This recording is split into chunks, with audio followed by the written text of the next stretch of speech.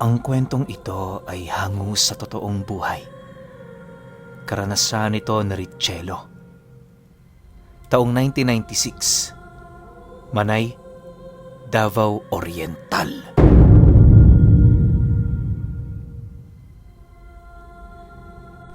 Itong mga panahong ito, nakatira sa isang liblib na lugar ang pamilya ni Richelo. Taliwas sa karamihan, hindi sila naninirahan doon para mamuhay ng payapa. Kaya sila nakatira sa lugar na yon ay para magtago sa kanilang kaaway. Bukod kasi sa marami siyang kagalit, marami din siyang pambabantang natatanggap, kagaya ng papatayin silang magpamilya, pahihirapan sila, at kung ano-ano pang mga banta na nagdudulot ng takot sa kanyang asawa at mga anak. Bagaman ganoon ang uri ng kapaligarang kanilang kinamulatan, hindi naman sila gaanong nababahala sa kadahilanang itong si Richelo nagtatangan ng aral ng barang. Sa larangan ng lihim na karunungan, isa siya sa mga kinakatakutan pagdating sa pambabarang dahil sa kanyang gabay na angkop sa kanyang kakayahan. Marami nang pinatay itong si Richelo. Lahat ng taong inilibing niya sa lupa may kapalit na pera.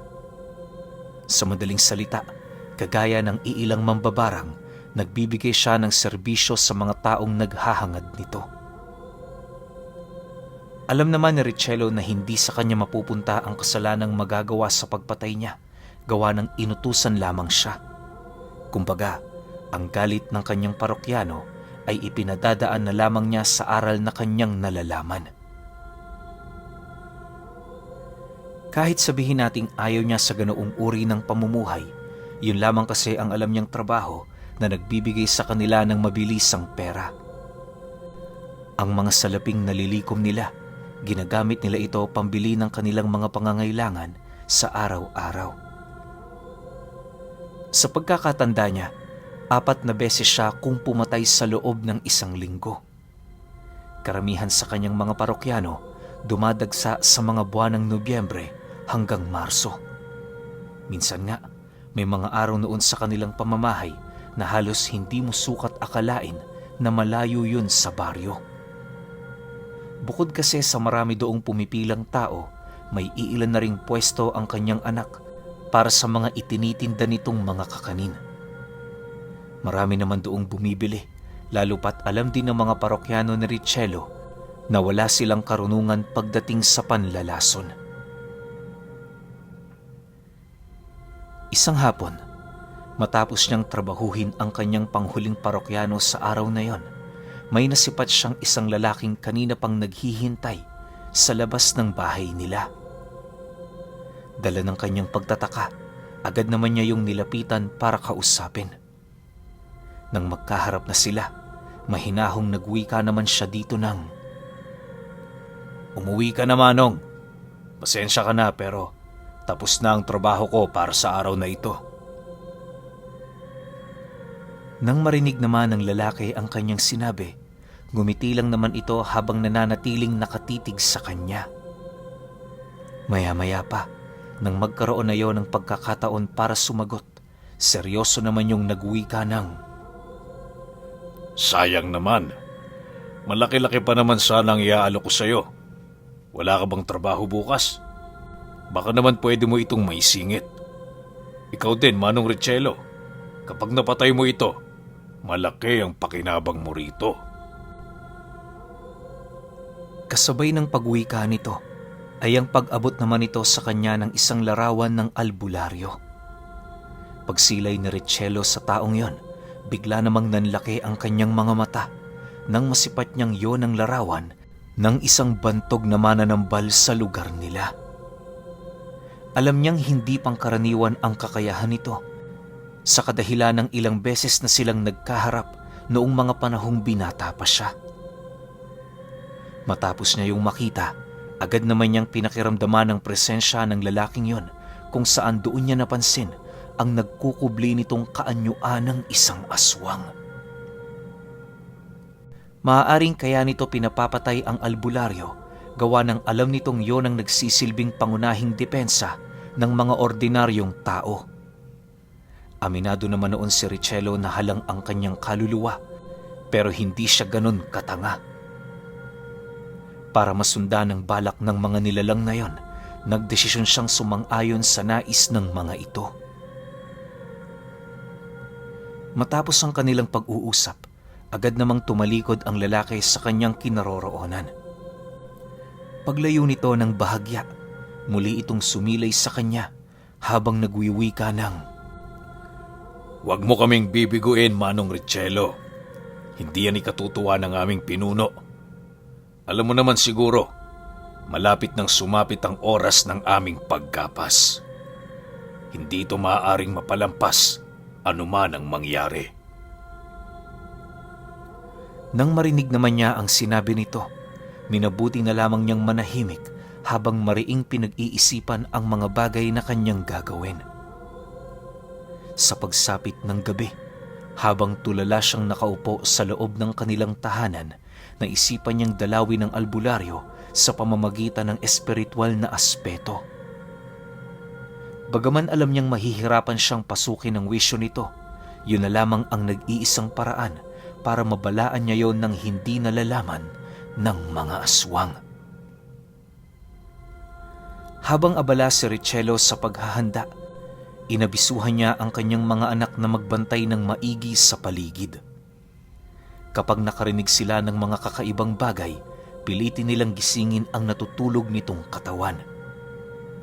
Iwasan din nilang gumawa ng anumang uri ng ingay nang sa gayoy akalain ng mga nilalang sa labas na mahimbing na silang natutulog.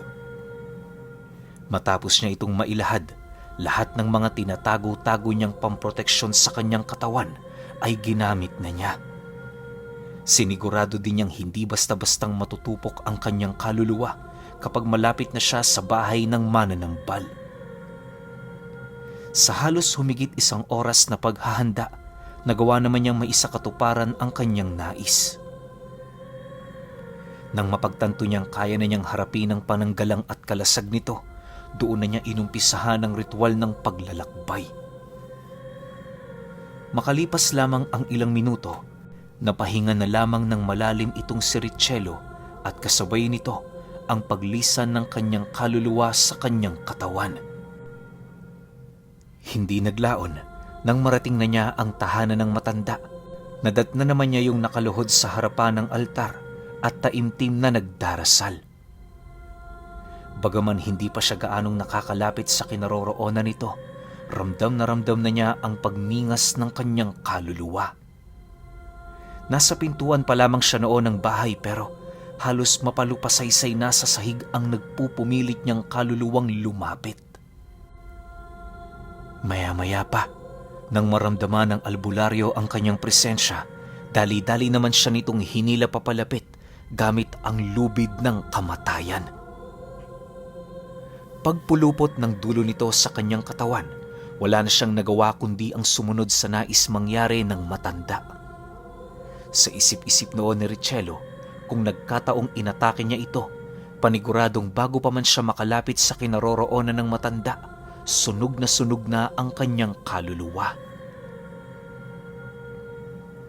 Sa pagharap naman nilang dalawa, hindi na siya nag-alangan pang ilahad dito ang tungkol sa mga bagay na nalaman niya.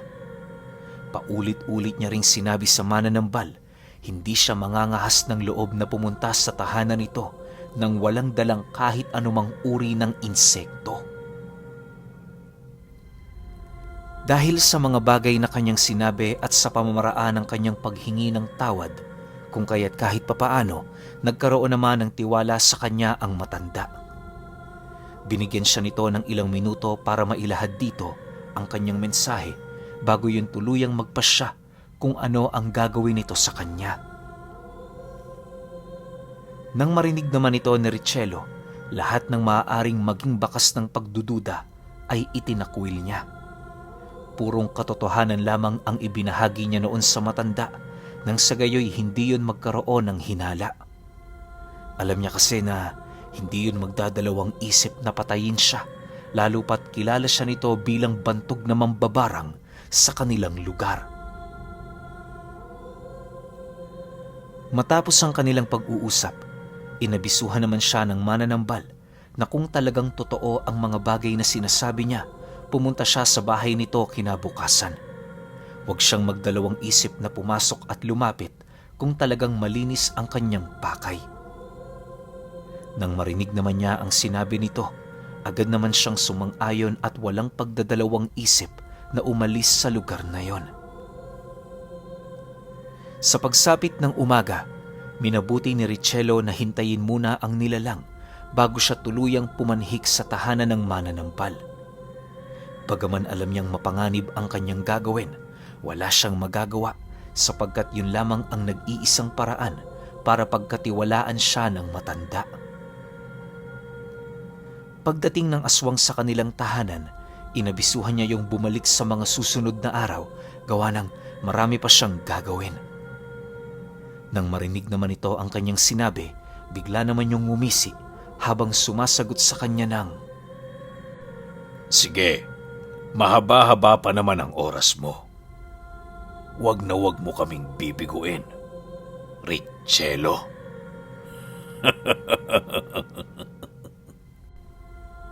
Matapos naman itong makapagsalita, ibinaba nito ang dala nitong sako na naglalaman ng mga salapi. Pagsilay naman niya rito, agad naman niya yung kinuha ng walang pagdadalawang isip. Makakaasa ka. Bigyan mo lang ako ng sapat na panahon para maghanda.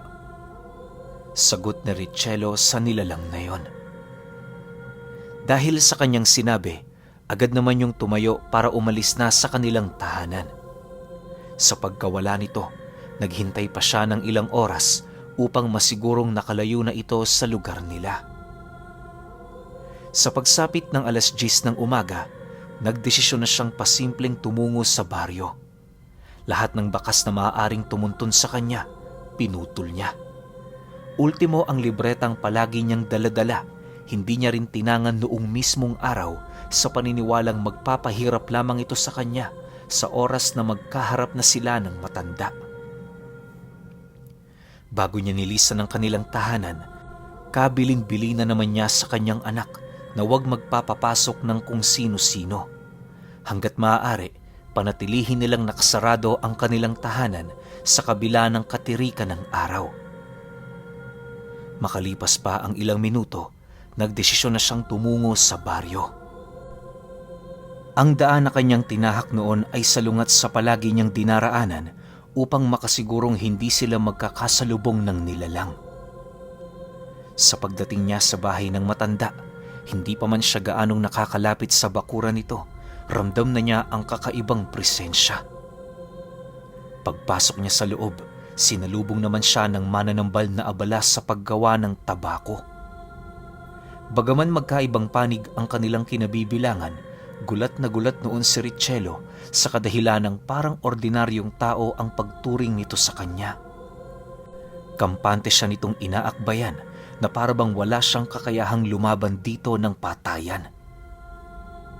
Ang labis niya pa noong ipinagtataka, tila bang mas naging madali na lamang para sa kanya na makapasok sa bahay ng matanda. Sa pagdating nila sa sala, inabisuhan naman siya nitong maging komportable. Sa pagbalik nito sa kinaroroonan niya, meron na yung daladalang kape. Oh, magmeryenda ka muna para hindi ka antukin. Bungad na wika ng matanda sa kanya. Matapos naman niyang marinig ang sinabi nito, agad naman siyang sumagot dito ng, Hindi ka ba natatakot sa kakayahan ko? Alam kong alam mo ang mga bagay na nagawa ko. Hindi mahalaga ang mga bagay na nagawa mo sa nakaraan.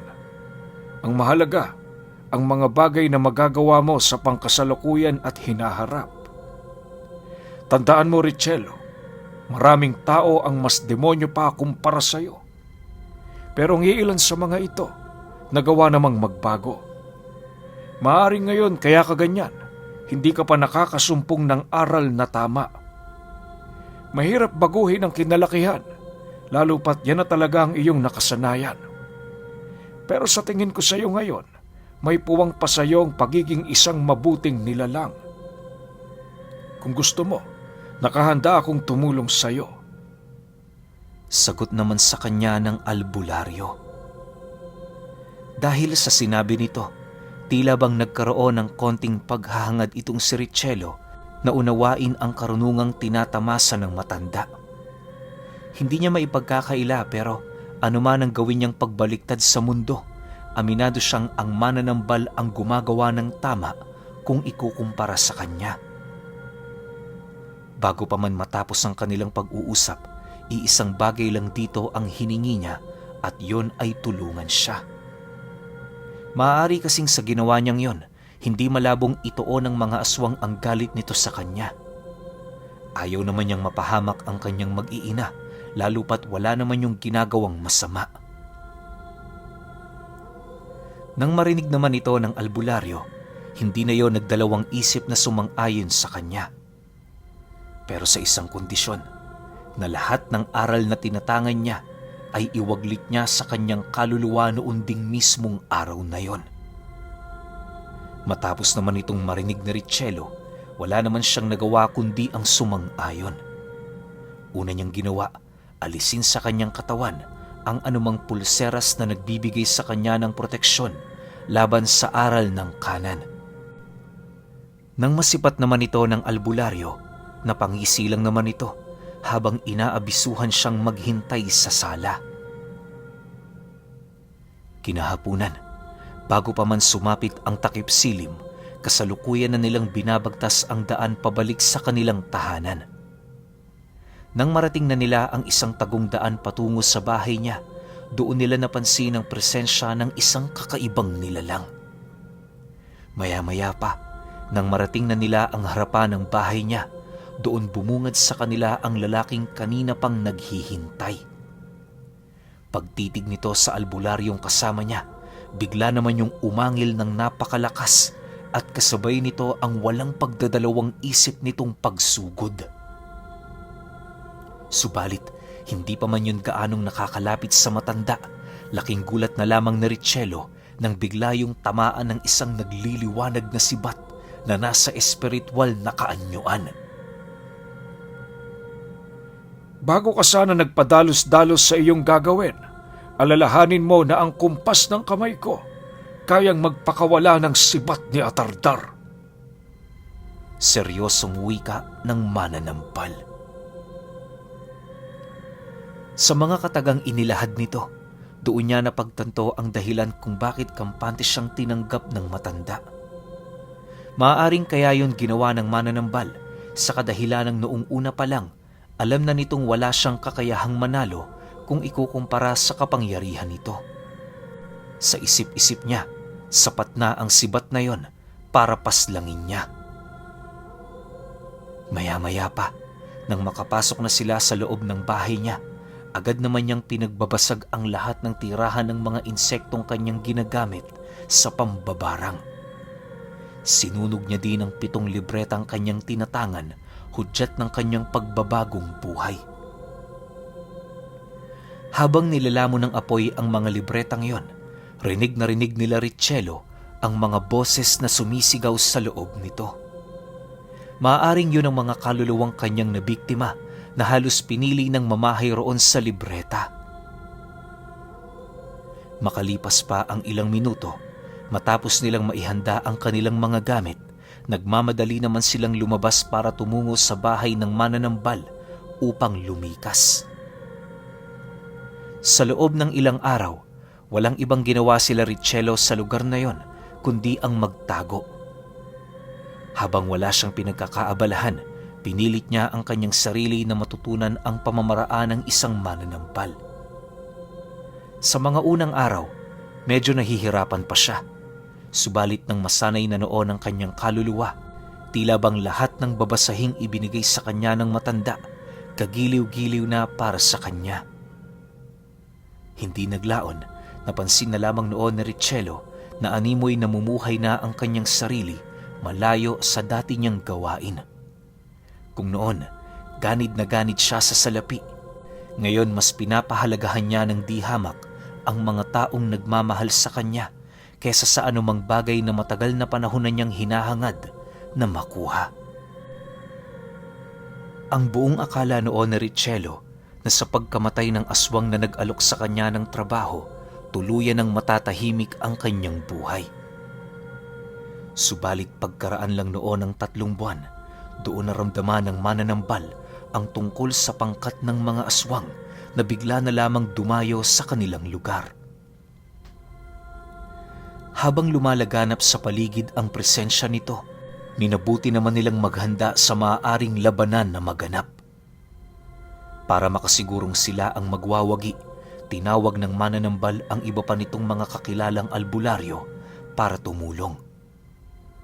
May mangilan-ngilan naman sa mga ito ang duminig, habang ang iba naman piniling magdahilan na marami din silang kinakaharap na pagsubok. Isang gabi, habang nag-uusap sila sa labas ng bahay ng albularyo, bahagya naman silang natigilan nang masipat nila ang 4 na taong naglalakad na merong hila-hilang mga kalabaw. Sa unang tingin mapagkakamalan mong mga ordinaryong tao ang mga nilalang na yon, subalit kapag ginamitan mo ito ng ikatlong mata, makikita mo sa mga ito ang malayo nilang pinagkaiba kumpara sa mga ordinaryong tao. Dahil sa mga natuklasan noon ni Richelo, dali-dali naman nila noong kinuha ang kanilang mga armas habang patuloy na nakikiramdam. Sa paglayo ng mga nilalang na yon, minabuti naman nila itong sundan sa kadahilanang ang lugar na pupuntahan ng mga ito ay patungo sa sentro. Hindi pa man yun gaanong nakakalayo, buong tapang naman yung tinawag ng mananambal. Pagharap naman ng mga nilalang na yon sa kanila, puro mura ang inabot nito sa matanda. Dahil sa ginawa nito, kung kaya't ramdam naman ni Richelo ang animoy galit ng mga nilalang na kanilang kinumpronta. Maya-maya pa, pagbitaw nito sa mga dala nitong kalabaw, laking gulat na lamang niya nang masipat niyang mabilis yung tumatakbo papalapit para suwagin sila. Ngunit bago pa man yun makalapit, buong puwersa naman itong sinalag ng 4 na albularyo nilang kasama. Paghawak nito sa sungay ng mga kalabaw, agad naman nila yung inundaya ng saksak sa leeg na siyang naging sanhi upang agad yung bawian ng buhay. Pagbagsak ng mga kalabaw na yon sa lupa, agad naman nilang sinugod ang mga aswang na nagbabalat kayo bilang mga ordinaryong tao. Sa bilis ng kanilang ginawa noon, halos hindi na nagkaroon ng panahon ng mga nilalang para makapagpalit ng anyo. 3 minuto lamang ang lumipas, nasipat ni Richelo na wala ng buhay ang mga ito. Upang walang makakita ng bakas sa kanilang ginawa, agad naman nila yung itinapon sa gilid na parte ng daan kung saan meron doong hindi gaanong kalalimang bangin.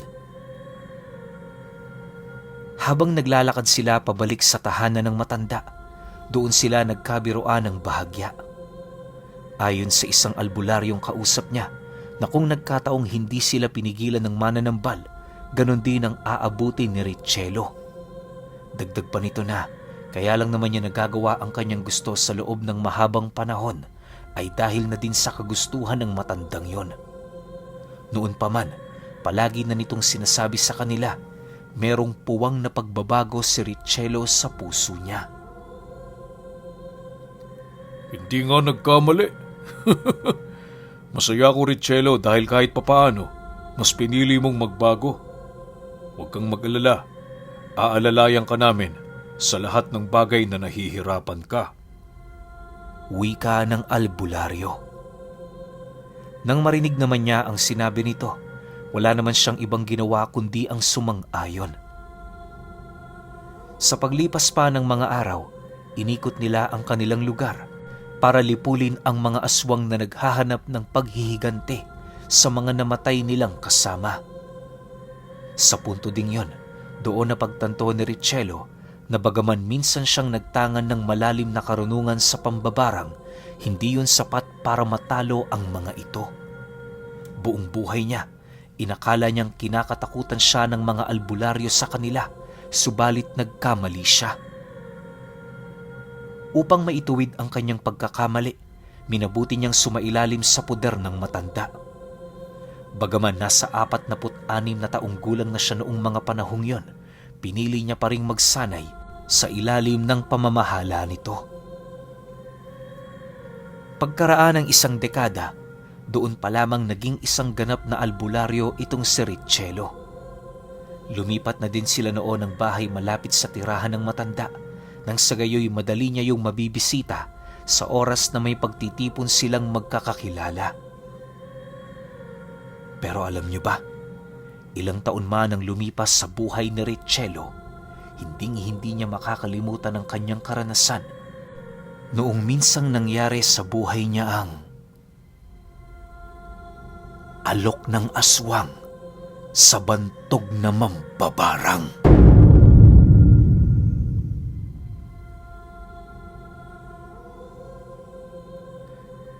Okay, opinyon ko sa kwento.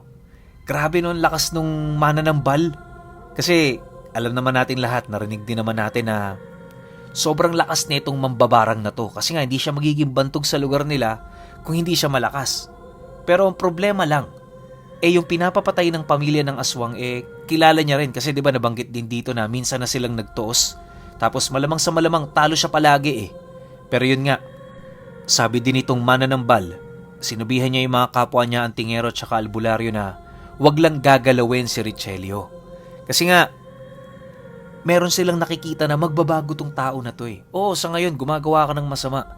Pero darating at darating yung panahon na magbabago ka. Pero sa pagbabago mo na yon, dapat dire-diretso na yon. Kumbaga, last chance mo na yon . Masarap din siyang i-apply sa totoong buhay, di ba? Tulad na lang sa relasyon.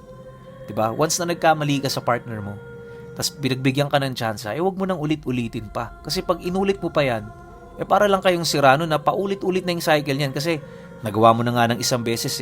So malaki yung posibilidad na magawa mo ulit yun sa pangalawa pa. Parang dito lang rin sa kwento natin yun, di ba?